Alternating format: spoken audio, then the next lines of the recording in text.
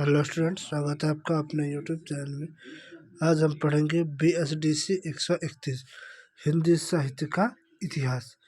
इस वीडियो में हम इस बुक के सभी यूनिट को कवर करने वाले हैं। इस वीडियो में हम इस बुक के 4 ब्लॉग, इस बुक में टोटल 4 ब्लॉग हैं। चारों ब्लॉग को हम इसी वीडियो में लेंगे।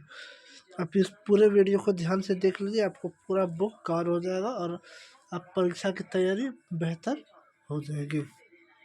बिना समय खर्च किए चलिए वीडियो स्टार्ट करते हैं।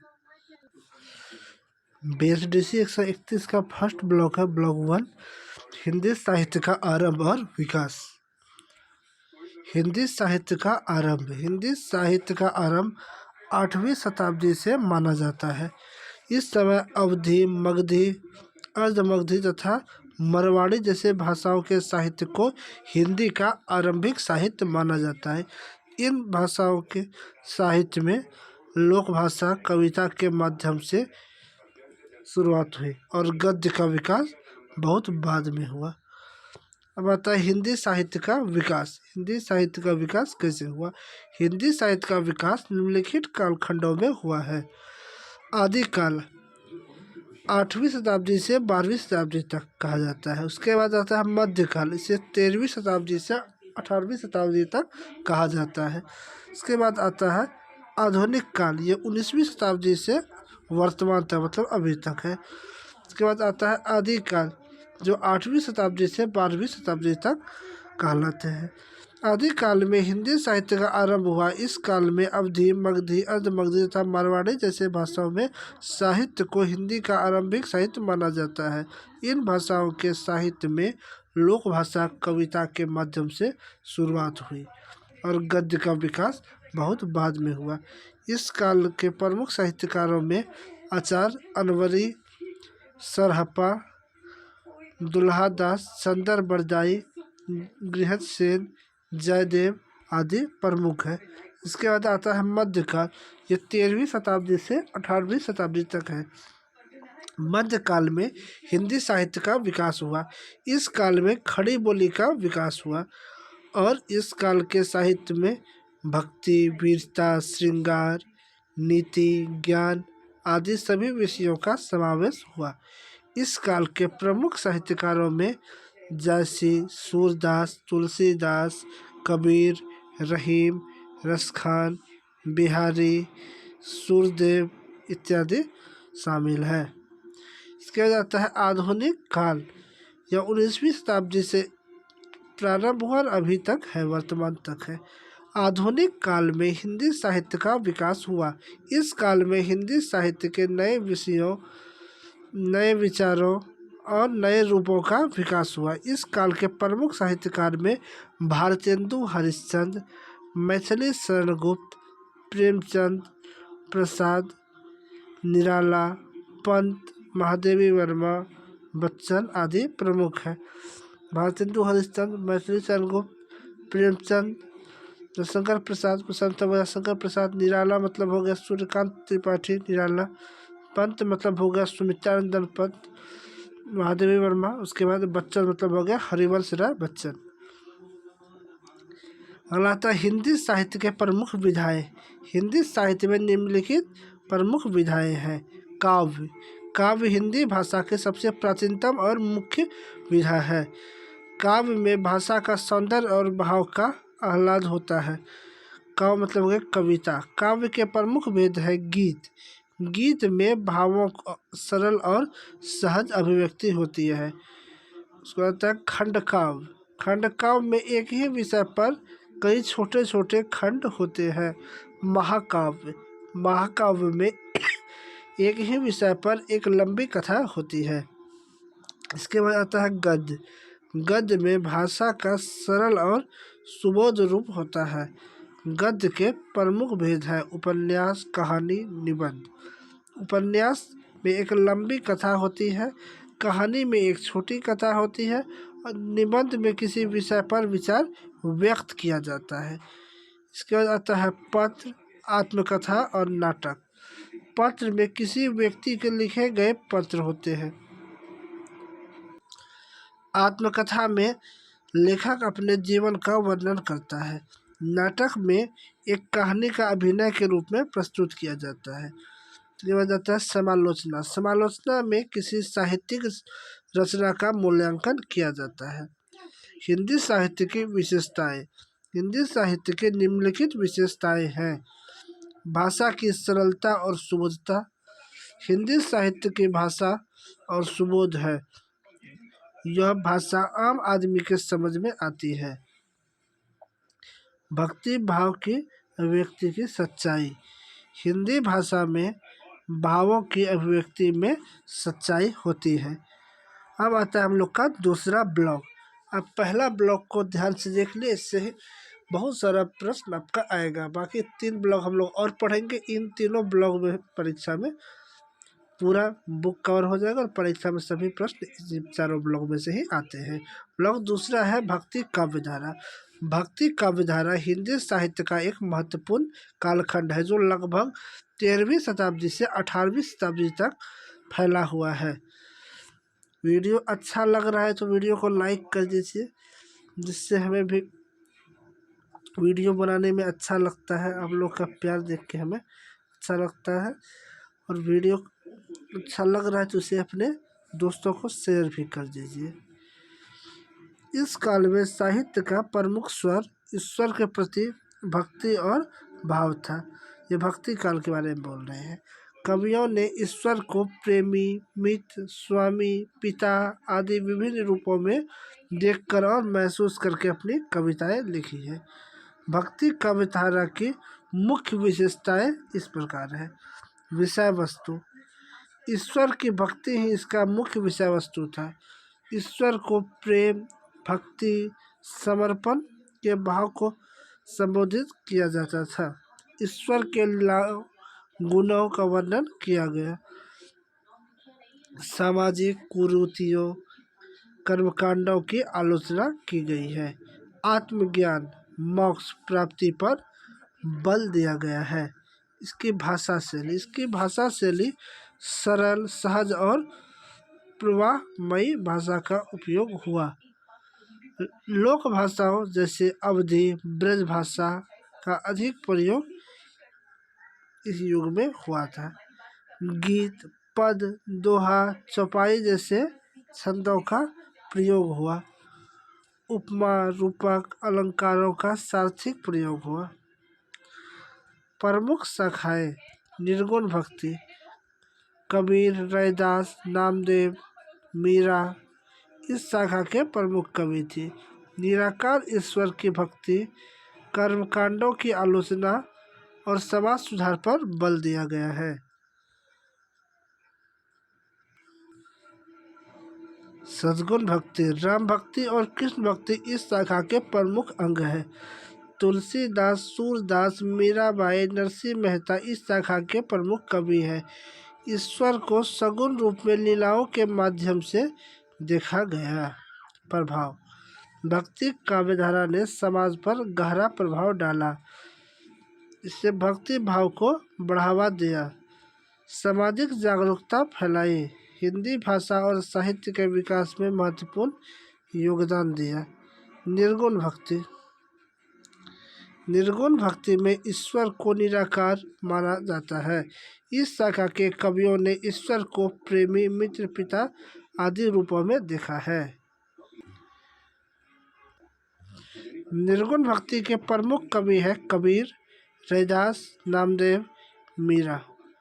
और सगुण भक्ति। सगुण भक्ति में ईश्वर को सगुण माना जाता है। इस शाखा के कवियों ने ईश्वर को राम, कृष्ण आदि अवतारों में देखा है। सगुण भक्ति के प्रमुख कवि हैं तुलसीदास, सूरदास, मीराबाई, नरसिंह मेहता।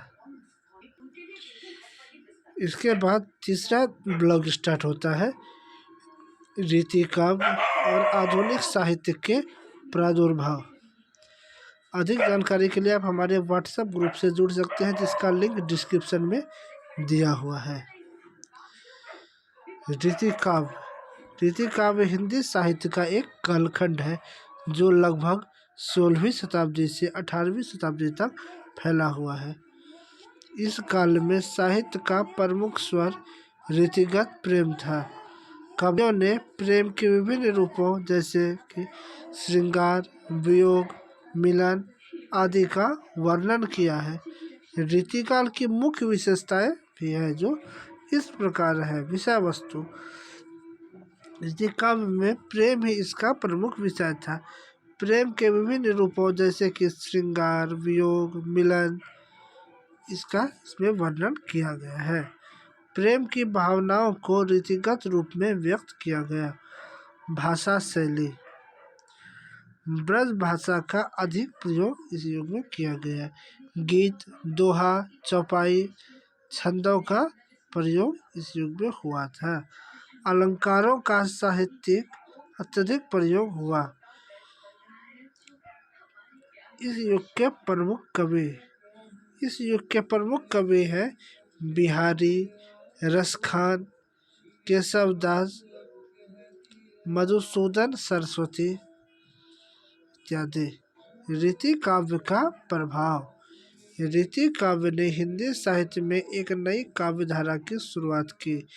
इस काल में हिंदी भाषा और साहित्य का विकास हुआ। रीति काव्य ने हिंदी साहित्य में अलंकारों का प्रयोग को बढ़ावा दिया।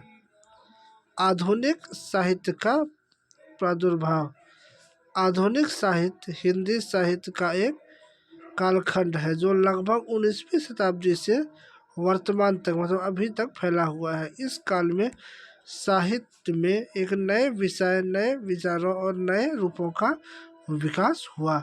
आधुनिक साहित्य के प्रादुर्भाव के निम्नलिखित कारण है। भारत में अंग्रेजी शिक्षा का प्रसार, अंग्रेजी शिक्षा के प्रसार से भारतीयों में नए विचारों और मूल्यों का समावेश हुआ। भारतीय स्वतंत्रता आंदोलन, भारतीय स्वतंत्रता आंदोलन ने भारतीयों में राष्ट्रीय चेतना और स्वाभिमान की भावना को बढ़ावा दिया। विश्व साहित्य से संपर्क, विश्व साहित्य से संपर्क से भारतीय लेखकों को एक नए विषयों और विचारों का परिचित होने का अवसर मिला। आधुनिक साहित्य की मुख्य विशेषताएं भी होती है जो इस प्रकार है। विषय वस्तु, नए विषयों जैसे कि समाज, राजनीति, धर्म, संस्कृति आदि का समावेश हुआ। व्यक्तिगत अनुभवों और विचारों को व्यक्त किया गया। भाषा शैली, सरल, सहज और प्रभावशाली भाषा का इस युग में प्रयोग हुआ। विभिन्न भाषा और बोलियों का प्रयोग इस युग में हुआ। इस युग के प्रमुख कवि भारतेंदु हरिश्चंद्र, मैथिली शरण गुप्त, प्रेमचंद, प्रसाद, निराला, पंत, महादेवी वर्मा, बच्चन इत्यादि शामिल है। आधुनिक साहित्य का प्रभाव, आधुनिक साहित्य ने हिंदी साहित्य को एक नई दिशा दी।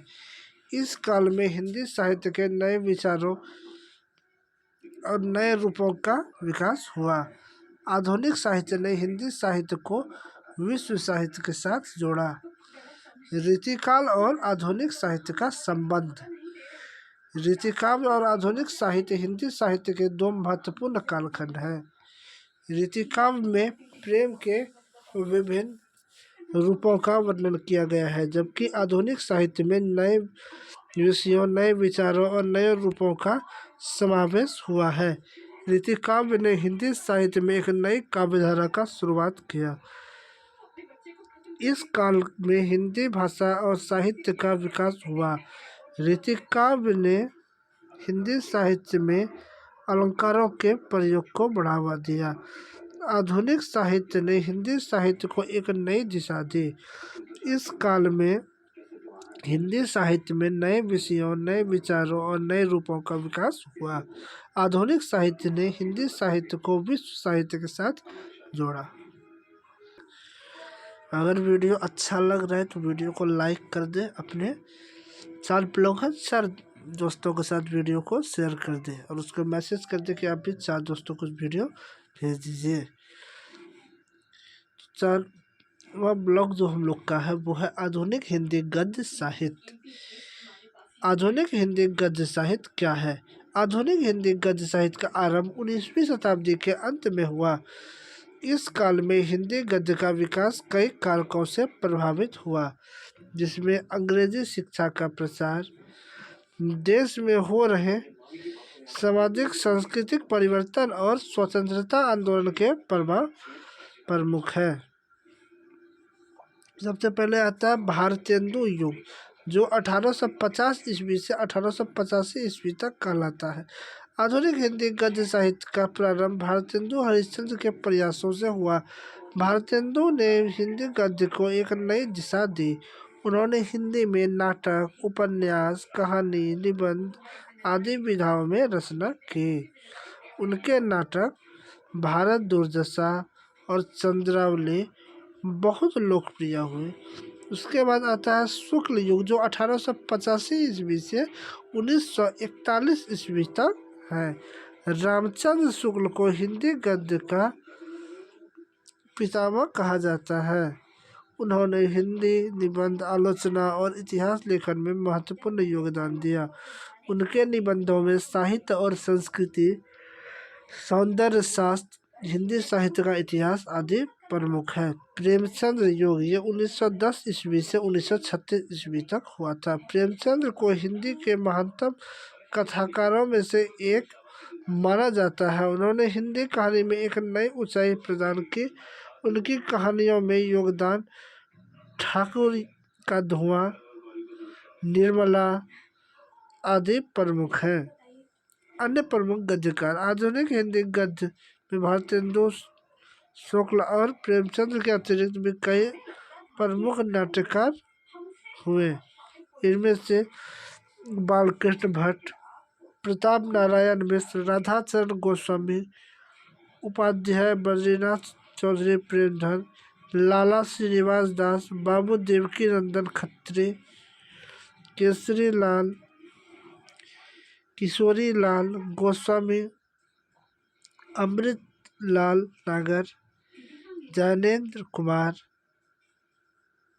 आज्ञे, जयशंकर प्रसाद, महादेवी वर्मा, सूर्यकांत त्रिपाठी निराला, रामकुमार वर्मा, यशपाल, भगवती चरण वर्मा, फणीश्वर नाथ रेणु, मोहन राकेश, कमलेश्वर आदि उल्लेखनीय है।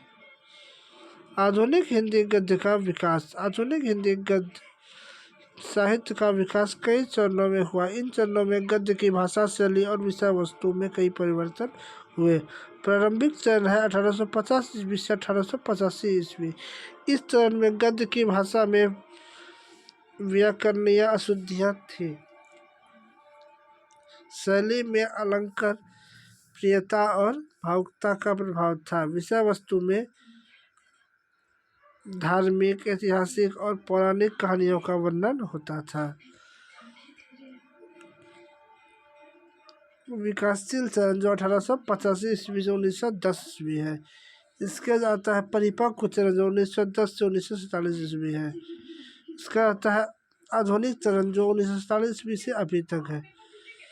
तो हम लोग का वीडियो समाप्त होने वाला है। इस चरण में गद्य की भाषा, आधुनिक चरण के बारे में कहा जाता है कि इस चरण में गद्य की भाषा में विविधता आई। शैली में प्रयोगवाद, यथार्थवाद, प्रगतिवाद, नव प्रगतिवाद आदि का प्रयोग रहा। विषय वस्तु में सामाजिक, राजनीतिक, आर्थिक, सांस्कृतिक और व्यक्तिगत सामाजिक का चित्रण हुआ।